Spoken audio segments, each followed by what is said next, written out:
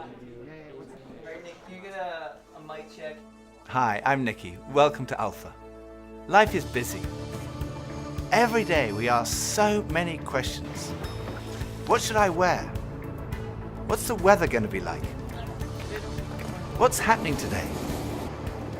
How am I going to fit everything in? But then there are those bigger questions. Like, why am I here? Where am I heading? Is this it? Is there more to life than this?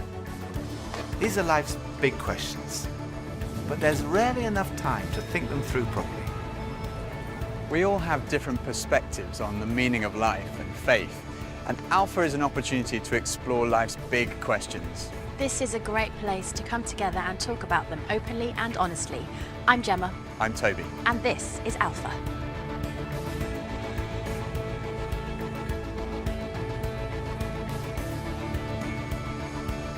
I go on Google. I definitely Google. I go on Wikipedia. Internet. I scroll through all the different answers and then I try and combine it and then make my own kind of like cornerstone. Or smart friends. I don't ask big life questions. It's too hard to answer. Google or my grandmother. I meditate or I read. When I have a big life questions, I probably go to my family. I haven't really had any mess of what to say. It's my mom or my dad, basically. My mom and my dad, maybe my grand. I get most of my answers from the library in any section there because I don't really trust the people that I'm around. The key is always to yourself. You got to figure some things out for yourself. If I'm confused, I go to him first. And he confuses me more. But when it's something more personal, I try to find it within myself first.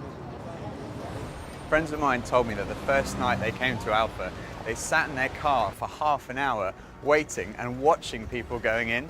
And eventually when they'd seen enough normal looking people going in, they thought they'd give it a try. And one thing that might be going through your mind is, am I going to be the only one there who doesn't believe all this stuff, who's not a Christian, that doesn't go to church? Well, if that's you, then you're in the right place. Alpha is designed for people who wouldn't call themselves Christians or who are not regular churchgoers.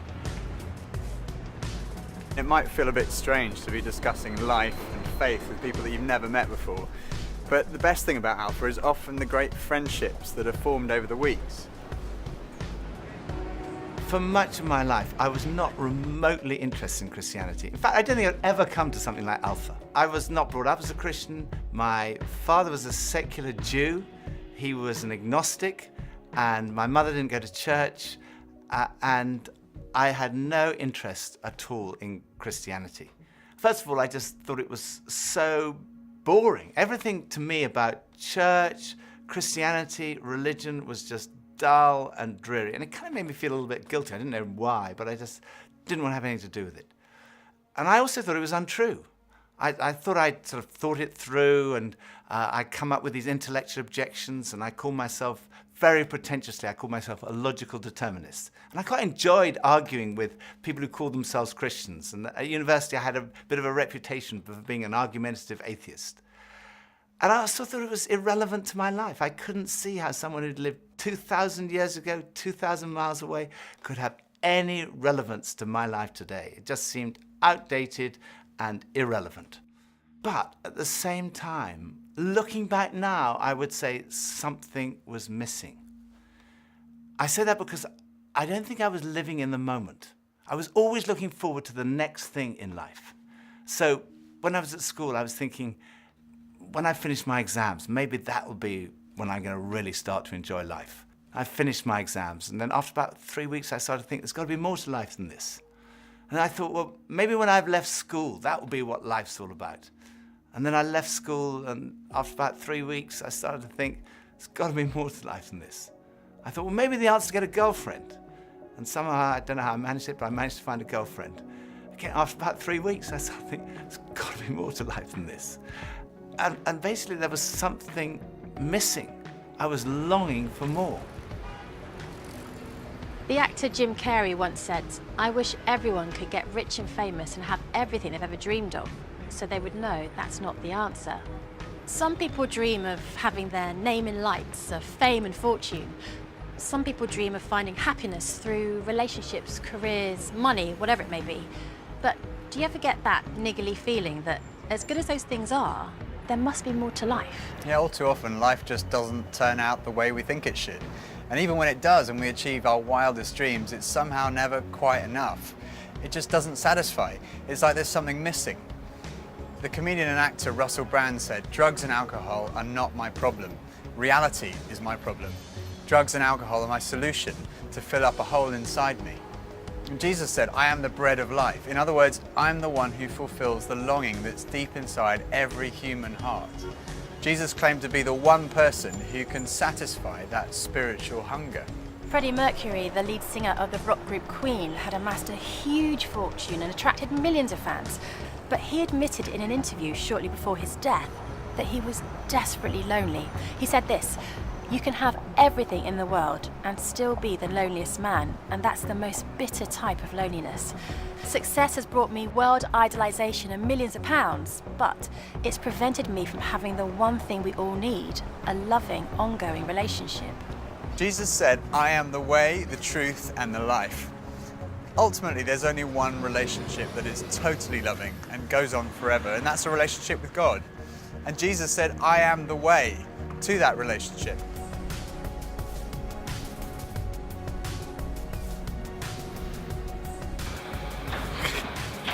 Maybe money? What makes me happy? Music. Music, ice cream, and cheese. Sleep makes me happy. Going to the gym, seeing my friends, going to the pub, playing football. Dogs. Alcohol. Women. Pretty much. The idea of life in general makes me happy. Clothes. Women. What's the last in this? That's a really good question. I don't know, I can't tell you.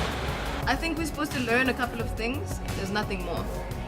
I'm still figuring that out, to be honest. No. Let's live in the moment. Absolutely. I strongly believe that there's more to life than this. No idea. Sorry. When I was about 17, I was sitting having a burger with two friends, and we were looking out the window and commenting on a few of the stores across the street, and I suddenly realized that I couldn't read any of the signs, even if I squinted. So I asked if I could borrow one of my friend's pair of glasses, and as soon as I put them on, I realized I could see everything, like colors, shapes, words. I was amazed at how everything was so clear. And I could see before, but now I could really see. And to me, that's the best way to describe the difference that Jesus makes. Jesus is the lens through which we see God. And he's also the lens by which we see the world in a totally different way. Jesus said, "I am the truth." Some people's response to a Christian might be, well, it's great for you, you found meaning and purpose in your life, but it's not for me. But when you think about it, that's not actually a logical position, because if Christianity is true, it's of vital importance to every one of us. And if it's not true, it's not great for us, because it means we're deluded. C.S. Lewis was one of the great intellectual giants of the 20th century, probably best known as the author of the Chronicles of Narnia. He said this, "Christianity, if false, is of no importance, and if true, of infinite importance. The only thing it cannot be is moderately important." I come from a family of lawyers, so naturally I wanted to look at the original documents and sources. I never really looked at the evidence before, and I was astonished at how much evidence there is for the life, death, and resurrection of Jesus. For me, it was through reading these documents that we find in the New Testament that I came to the conclusion, it's true. One of the last cases I did as a lawyer was in the Court of Appeal in front of Lord Denning, an absolutely brilliant mind, perhaps the greatest judge of the 20th century. He said on one occasion that his Bible was his most tattered book in his library. He'd examined the evidence really carefully, and he came to the conclusion, it's true. One former professor of history at Oxford University described the resurrection as the best attested fact in history. I hadn't realized how many of the pioneers of modern science were believers. Descartes, Newton, Kepler, Galileo, Locke, Copernicus, Faraday, Kelvin, Pasteur. Francis Collins, one of the greatest scientists of our time, was director of the Human Genome Project, mapping the 3 billion letters in the human DNA, considered by many to be the most significant scientific undertaking of our time. He describes how he encountered Jesus. and came to believe in the truth of Christianity? Well, in the home where I grew up, faith was not something that was talked about very much. My father was a professor of drama, my mother a playwright. When I went to college and those discussions in the dorm late at night about religion began to occur, I had no particular reason to attach value to a faith system. It had never been something I was familiar with or had internalized at all. And I assumed that any religious feelings that anyone held must be on the basis of some emotional experience, and I didn't trust those, or on the basis of some childhood indoctrination, which I felt I was fortunate to have missed. I loved the experience of learning about the human body and all of the components of that, and I particularly loved being introduced to genetics. But then I ended up in the medical school curriculum sitting at the bedside of patients with diseases. This was no longer an abstract study of molecules and organ systems. These were real people. And one afternoon, one of my patients, a wonderful elderly woman, much like a grandmother, who had very bad heart disease. She had a particularly bad episode of chest pain while I was with her. She got through it, and at the end of that, explained to me how her faith was the thing that helped her in that situation. She realized that the doctors around her weren't really giving her that much help, but her faith was. And after she finished her own very personal description of that faith, she turned to me, and I had been silent, and she looked at me quizzically, and she said, "What do you believe, doctor?" And ultimately, I had to admit to myself that her question had made me realize that I had arrived at an answer to the most important issue that we humans ever deal with. Is there a God? And I had arrived there without ever really looking at the evidence. And I was supposed to be a scientist. If there's one thing scientists claim they do is to arrive at conclusions based upon evidence. And I hadn't taken the trouble to do that. I was greatly assisted by a pastor who lived down the road, who I went and asked about all this, and who gave me a copy of C.S. Lewis's wonderful book, Mere Christianity. Because here was an Oxford scholar, a prodigiously developed intellect, who had traveled the same path. Within those pages, I realized for the first time that one can come to belief on a rational basis, and that in fact, given the many pointers that one sees around oneself in terms of the universe and it having a beginning, and its fine-tuning in terms of the way in which all those constants that determine the behavior of matter and energy seem to have been set just in a certain very precise range to make life possible. And many other things, including my beloved mathematics and why they actually work anyway to describe the universe, something that makes you think the Creator must have been a mathematician. That brought me then to the person of Jesus Christ as a person who was historically extremely well documented. That was news to me. I thought Christ was as much myth as history, and I realized after reading more about it, this was a historical figure upon which we have a great deal of evidence for his existence and his teachings, and even his rising from the dead in a literal way. That day at my patient's bedside started a journey for me. A journey that I was reluctant to begin, but I felt I needed to. A journey that I thought would result in strengthening my atheism, but to my surprise, resulted in my conversion. There's a difference between knowing facts about someone and really knowing them personally. Now, I've known my husband Phil for 3 years now, but suppose if before we met, I found him on a website called The Amazing Man. Now, there's no doubt I would have looked at him and thought, okay, I'm intrigued. But what if each page was dedicated to his amazing abilities, his sparkling personality, his tender heart, his extraordinary intelligence, and his cooking abilities? Well, I would think, wow, he does sound like an amazing person. But that's head knowledge. But I also have the privilege of being married to him, and I know that he's an amazing person, which is knowledge that comes from experience of a relationship, and that's heart knowledge. When Jesus said, "I am the truth," he was talking about more than just a kind of intellectual truth. The Hebrew understanding of truth was truth as experienced. And there's a big difference between a kind of intellectual knowledge and a personal knowledge, between your head and your heart. So when someone says, "I know Jesus is the truth," they're not just talking about being convinced of the evidence, they're also talking about experiencing a relationship with the risen Jesus Christ. So Jesus said, I am the way, the truth, and lastly he said, I am the life. I have come that you may have life and have it to the full. Jesus came to deal with the things in our lives that stop us from enjoying life to the full, the things that spoil our lives. I hate shopping. I loathe it. I think I'm allergic to shopping. But occasionally my wife Pippa persuades me to go shopping, and just after Christmas it was the sales and she persuaded me to go shopping, and we went into the shop and we bought this very nice new sweater, same colour as all my other sweaters, and we left the shop and we went to buy a present for her, and we went into this ghastly shop. It was so crowded, it was unbelievable, and even Pippa had had enough and she said, okay, we're leaving. So we went to leave, and as we left, the security alarm went off, and the security guys moved in very quickly and they stopped us all from leaving.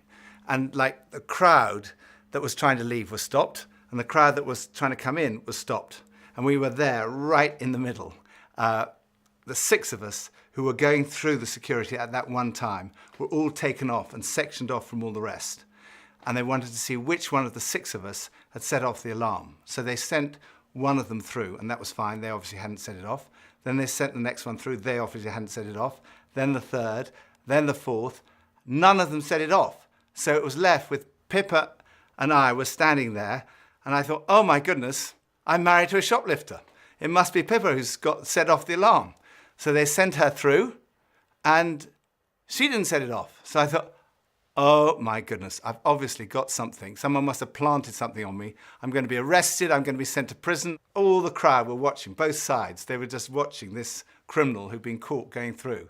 So they went through, and as I went through, the alarm went off. They took me to the side. They opened up my rucksack on my back, and there they found this sweater from the other shop with the tags still on it. I felt so guilty. That was like false guilt. I also sometimes experience true feelings of guilt because I do things that are not right, that are not good. And this is the wonderful news that God loves you and he loves me. God came in the person of his Son, Jesus Christ, to die for you and for me. And on the cross, he took all of your guilt, all of my guilt, everything you've ever done wrong, everything I've ever done wrong, said wrong, thought wrong, and he died in our place in order that we could be forgiven. And forgiveness, C.S. Lewis said, it's like a recording of our life wiped completely clean. And when we receive that forgiveness, we find life, and life in all its fullness. And that's what Jesus wants for you and for me. Life in all its fullness. Life at its very, very best. I think for so many years, I always just strived to be strong in myself. And it was as if that all I needed was me and my buddies and, we'd be like invincible. But the truth is, none of us are. And I don't want to do this thing called life. I don't want to do it on my own. And it kind of feels like my longing for this light inside is now stronger than my fear of what others might think. And people often ask, well, doesn't that make faith like a crutch? And, well, maybe, but, what does a crutch do? A crutch helps you stand, and it makes you stronger. And in that case, sure, I need a bit of that. But especially when it's so much more than that. When this faith inside is also like a backbone, helping me stand tall and helping me be strong when I'm really up against it, facing those odds, whether it's on a mountain or stuck in some jungle or just dealing with the storms, with the storms of life. Sure, I need it. I need that. But at heart, my Christian faith says that I'm known to Christ. Faith says that we're loved, regardless of our mess, regardless of how many times we fall down, and that Jesus somehow picks me up. And sure, I'll reach out to that. Why wouldn't I? I used to think Christianity was boring, untrue, and irrelevant. But when I read about Jesus, I realized he was anything but. Jesus said he's the way to God. He's the one who brings meaning and purpose to your life.